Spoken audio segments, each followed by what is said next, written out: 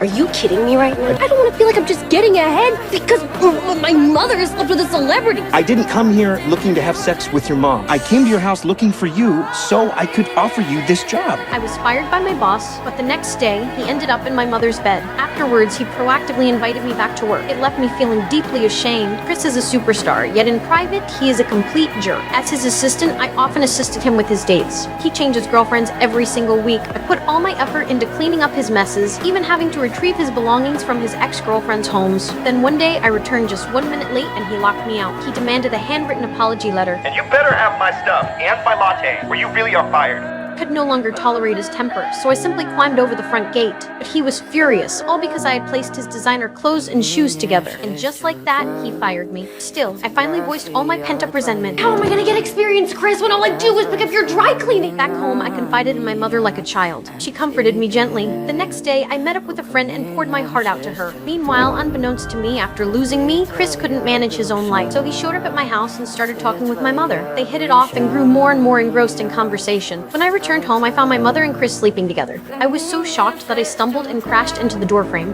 I was taken to the hospital. Furious, I confronted my mother, but she brought up the time I got my eyebrow pierced, trying to argue that everyone makes mistakes. Your review of this experience, is it made sense when the guy was putting it in? Just then, the doctor walked in. I was expecting him to treat me, but when Chris entered as well, the doctor could only focus on fawning over him. That made me even more agitated. After returning home, they were still being all lovey-dovey. I made my mother get out of the car and demanded to know Chris's intentions. He simply said he wanted me back to help him, but I set a condition: he must stop seeing my mother. Once he agreed, I returned to work alongside him, this time as a producer. I gained the authority to critique his every move. Everything started to feel right, until that day when my mother rushed out in a hurry. Her room was scattered with clothes she had tried on. I realized she was going on a date with Chris.